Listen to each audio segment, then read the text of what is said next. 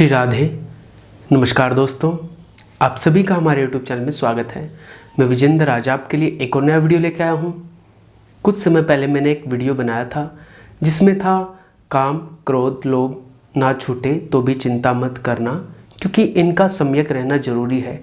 लेकिन ईर्ष्या निंदा द्वेष ये आप छोड़ सकते हैं, इसकी आपको ज़रूरत नहीं है। क्योंकि जब आप ईर्ष्या निंदा और द्वेष करते हैं, किसी से भी जलते हैं, किसी की बुराई करते हैं, तो देखना आपका हृदय अंदर से खुद जलता है। और जब निंदा होती है तो निंदा भी एक रस है।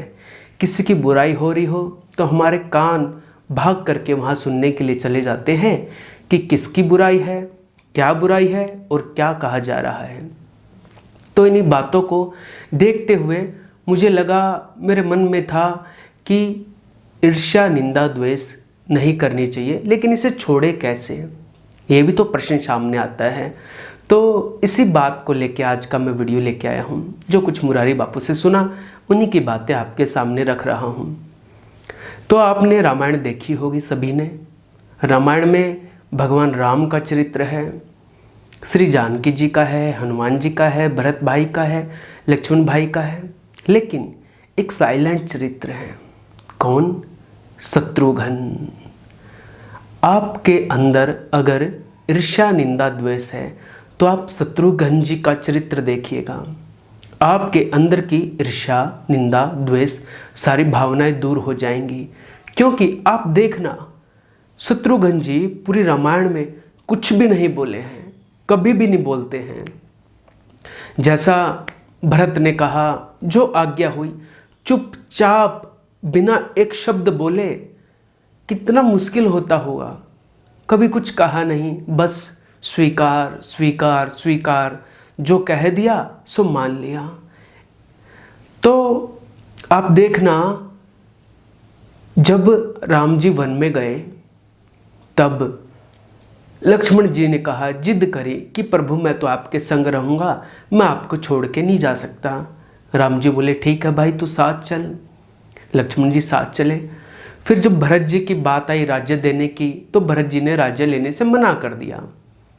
और जब चित्रकूट में गए हैं तो पादुका लेके आए, कुछ तो लेके आए। पादुका सिर पर धारण करी कि प्रभु मैं आपकी पादुका ही रखूँगा।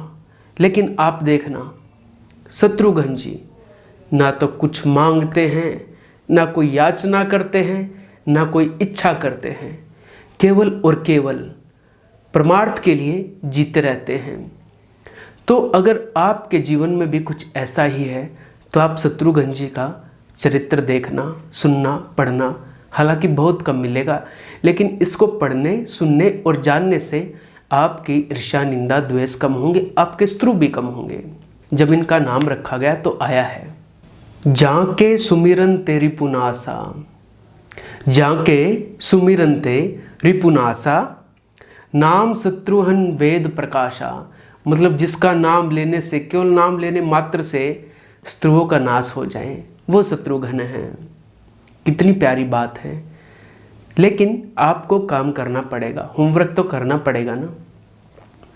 और होमवर्क क्या है कि आप इस चरित्र को ध्यान में लाना जब भी किसी की निंदा हो, ईर्ष्या हो, द्वेष हो। क्योंकि किसी भी चीज़ का आप ध्यान करते हैं, आप अपने इष्ट का ध्यान करते हैं, या फिर किसी से प्रेम करते हैं, या किसी से आपका लगाव है, तो सीधी सी बात है, उसके कुछ गुण आपके अंदर जरूर आएंगे। वो गुण आए बिना आप रह नहीं पाओगे और उसके जैसे लगने लगते हैं।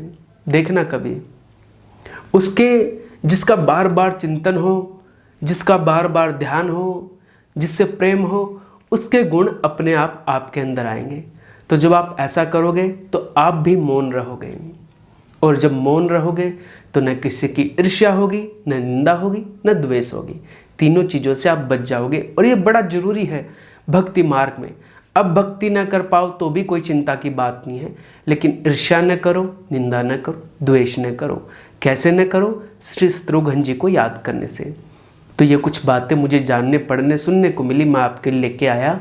आगे भी कुछ कथा, कहानियाँ, किस्से, प्रसंग आप तक लाता रहूँगा। आज के प्रसंग को यहीं विराम। आपको मेरा प्रणाम। जय श्री राम, जय जय श्री राधे।